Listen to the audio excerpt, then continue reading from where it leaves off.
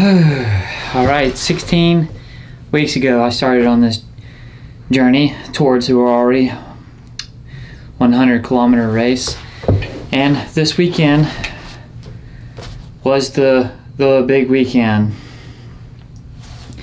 So a couple of things I want to talk about. The first thing, I just want to tell the story of my journey leading up to the event, some of the highlights, sort of an outline during the event, and then give some afterthoughts for after the event. So leading up to the event, I took off work. I build sheds full time, so I built a shed on Monday, built a shed on Tuesday, and I took off on Wednesday, Thursday, and Friday in order to be prepared for Saturday. Leading up to the race, of course, I had pre-race nerves, and I could not shake them for anything. I did my best to just not think about it at all. But of course, subconsciously, I knew that I'm going to have a really long day coming up on the weekend, and so I couldn't help but to feel nervous. I basically just tried to play video games. I cut on Tears of the Kingdom, some Zelda, and just tried to not think about really much of anything. Traveled down to the race event on Friday, grabbed my packet and all of that, went out to eat with my wife, and we went into the hotel. At the hotel, this was a good idea, getting a hotel room. I raced in 2021, and I basically slept in my truck. I wasn't the only one. There were other people who slept in their vehicles too. There were some who set up tents just around in the woods. It's a national forest, and so you can camp so long as you're off trail. And so I slept in my truck the first year. This year, I got a hotel, and that was amazing. I would say I slept through the night, except for at 12 o'clock midnight. I think my wife was talking in her sleep. It woke me up, and I didn't know it was 12 o'clock. I woke up, I looked at the window, and it was illuminated with light, and I freaked. I thought I had overslept. I knew that the sun is not supposed to rise until about an hour into the race, and so I freaked out. Hopped up, looked at my phone, and saw that it was midnight, and I just, that really got me. The street lights were so bright, and they were just illuminating the outline of the window shade. So other than that incident, I think I may have woke up about 4 o'clock and finally got up at 4:50 and started to get ready. Was at the race on time, and then race started.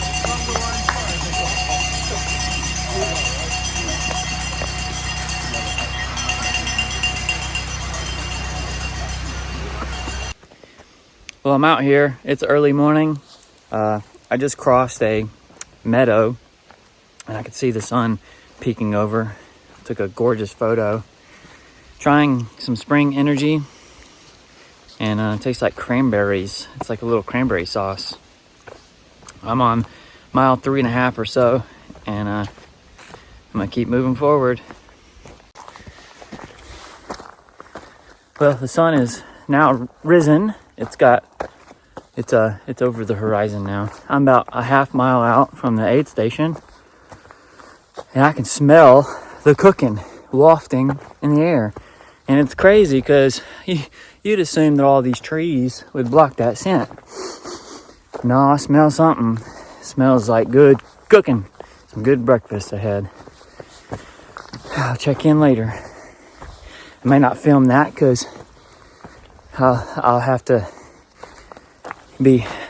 have my hands full but I'll let you know what they have later on. So at the aid station at Crossroads, the very first aid, it's 6 miles in to the first aid station, and they did have some good cooking. I think my favorite thing I ate there was I didn't have very much bacon, but the bacon was good. And my favorite thing was the waffles, that they had little fat-sized waffles that were in bite-sized pieces about the size of about this big, and they were good. They had a little heated up bowl of syrup. You just take a waffle, dip it in, and eat it, and it was still absolutely delicious. I mean, I wish I could carry like a bunch of them with me as I went out. And so I made it from Crossroads to Kelly's Kitchen. That's one of the most strenuous sections on the trail, and they have 2 big climbs. One is not really, I wouldn't say it's really too big, but it's kind of very, very steep. It's very rocky, and you're basically able to grab things and just pull yourself up. The first like real big climb, Sasquatch Summit. Let's get to grabbing these rocks. Ugh. Ugh. It's pretty steep.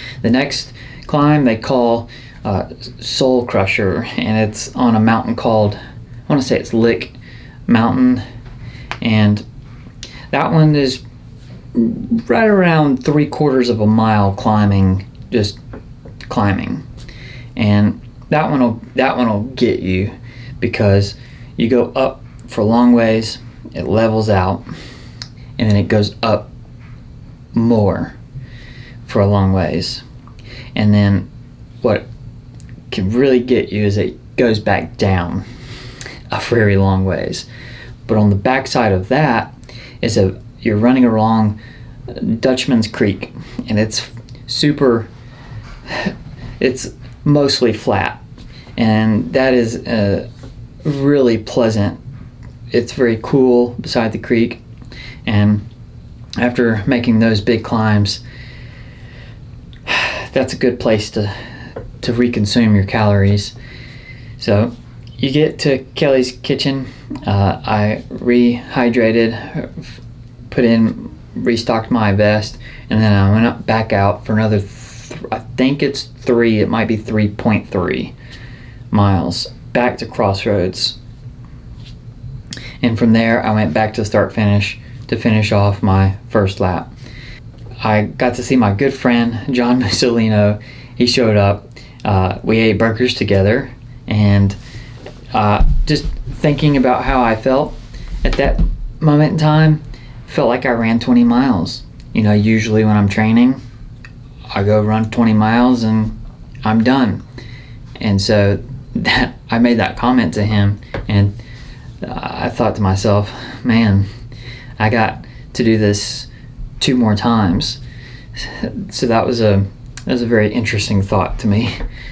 But I was pretty confident that I could absolutely do 2 laps for 41 miles, but it was that last lap that really, that was stepping into the mystery of having gone that far before.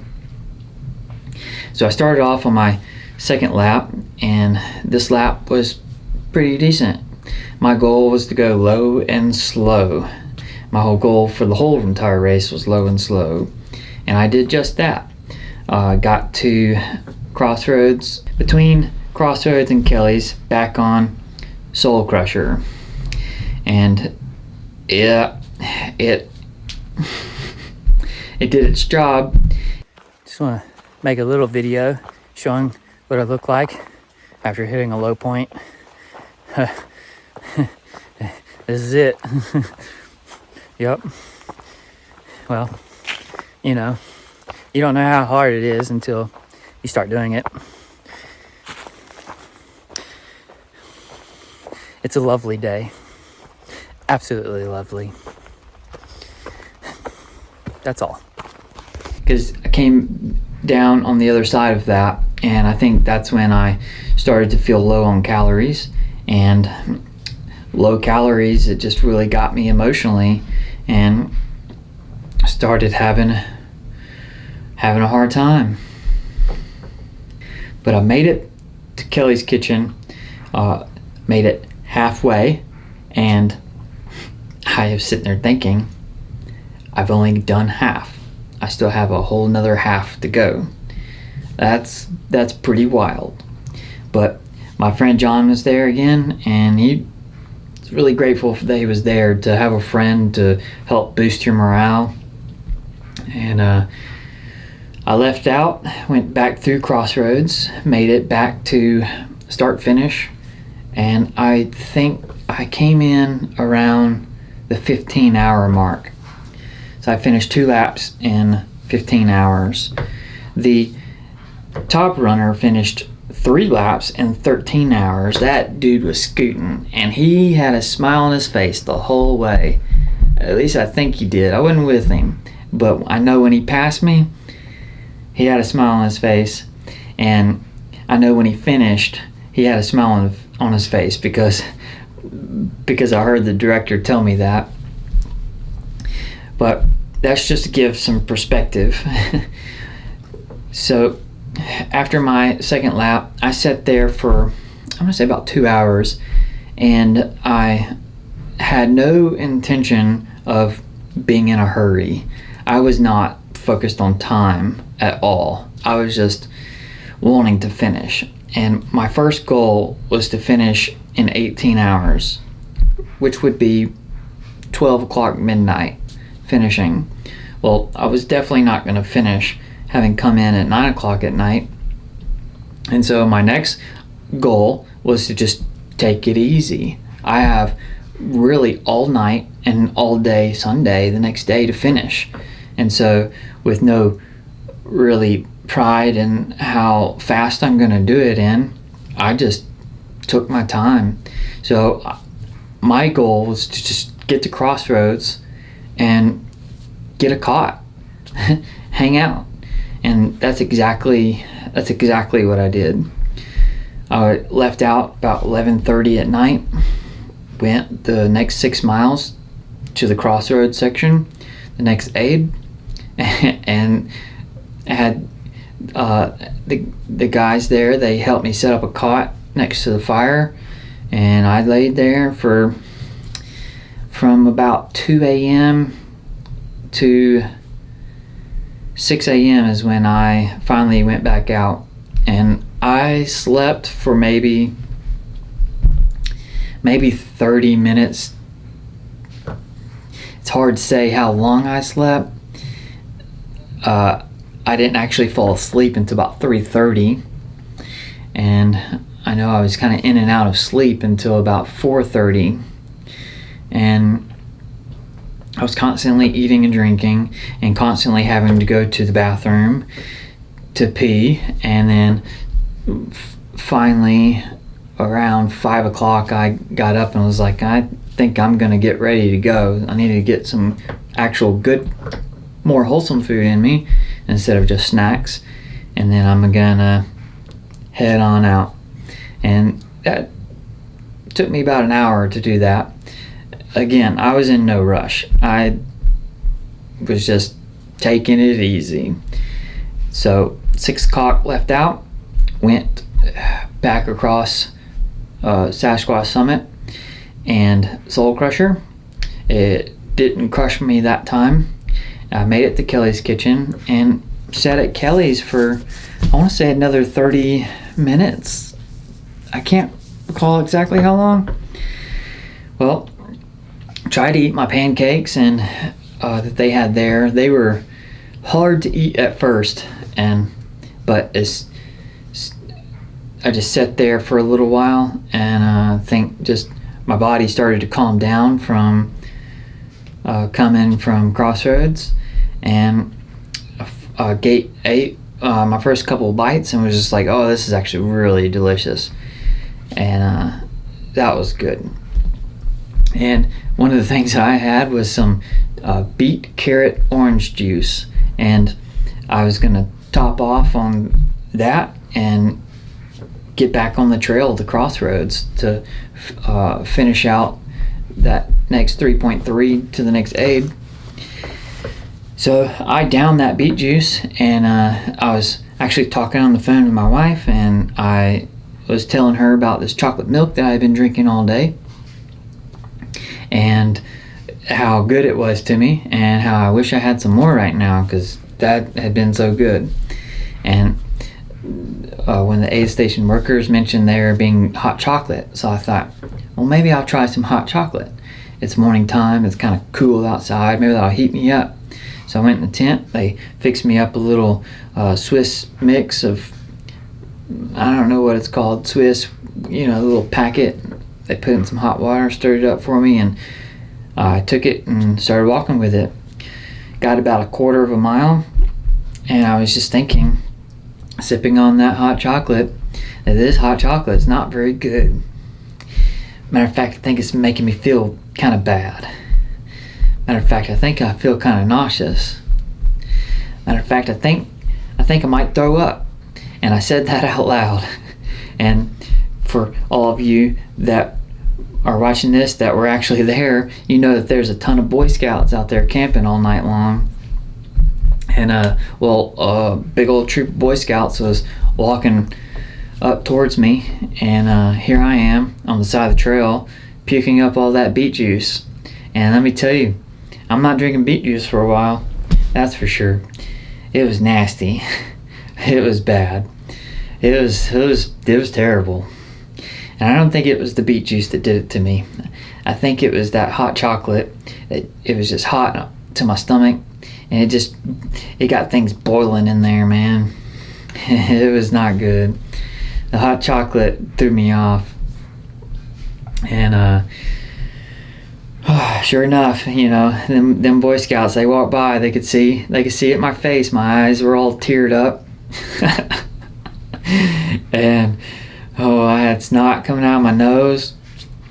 I probably had a little vomit on my face, and they looked at me, every one of them, passing by, and then one of them piped up, said, "Are you all right?" "Yeah, I'm good. I just threw up. Watch out, right over there." and one of the kids, they were like, "Oh yeah, it figures, man," because they know all these ultra runners out here. They've been running all night, and that was hilarious. But I kept on keeping on, and I just had this resolve to finish, and so I made it that next 3 miles to Crossroads, and I just didn't stop. I just kept going. I was ready to finish. So I finished at hour 32, and I finished. They gave me this medal, very nice, and there we go. I'm super proud of it. I'm so proud to have finished. I ran according to my plan. Low and slow. I was not trying to go quick. I was not trying to get a PR. Of course, my PR was the distance in and of itself. And so I think it brought a lot of confidence. It brought a ton of confidence to me, because when I got to mile 46 back in 2021, I just burned my wheels out, man. I had flats, all 4 tires. I burned that rubber hot, and they had to come get me off the trail. I had 2 runners walk with me, and they walked with me for about I don't want to say a mile at the least, maybe a little more. And honestly, it traumatized me. It scared me, man. It's a little remote out there, and so when you crash and you don't know exactly what's going on.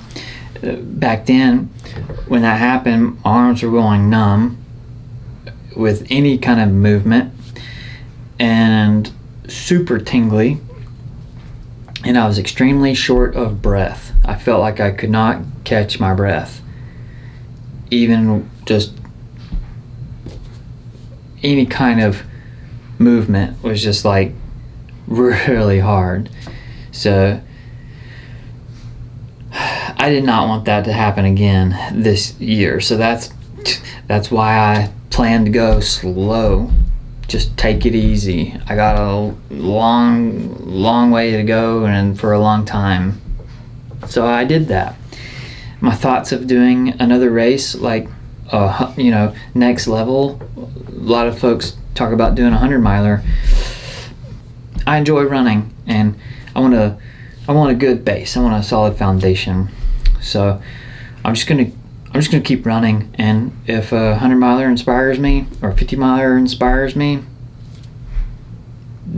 that's it. It's inspiration. It's all about feeling good and running because you feel good, running because you like it, running because you enjoy it. It brings you joy, and so that's what it's about, man. Some afterthoughts. So here's some little things on the trail that I thought about and was wondering about. One thing is, at nighttime, there are so many glow-in-the-dark spiders. Okay, they're not glow-in-the-dark. They're super reflective. I can't tell you how many I've seen, especially when night first fell. There are so many everywhere. They're like, these spiders had little eyes that were constantly looking at you. And, I mean, they were reflective enough that I may have thought that some of them were the trail markers. The trail markers were reflective, which is extremely helpful at nighttime because you don't have to look for you can just glance up and see it and then look where you're going. Glance up, see that it's going up a hill, and just look down and keep on going. But these spiders, they were reflective, man. I've never seen anything like that. My other thought that I had was the porta-johns. Porta-johns were great. I used them. I used them a lot. It's fascinating, the human body. You just feed it and it'll go. And they were empty in the morning, but they were slam full by the end of the race. And I never in my life. It was great. But that's it. I just want to say thank you to all my friends who supported me for this event, who gave to me in different ways. And I just feel extremely appreciative. And that's it. I'll see you guys. I'll see you guys later.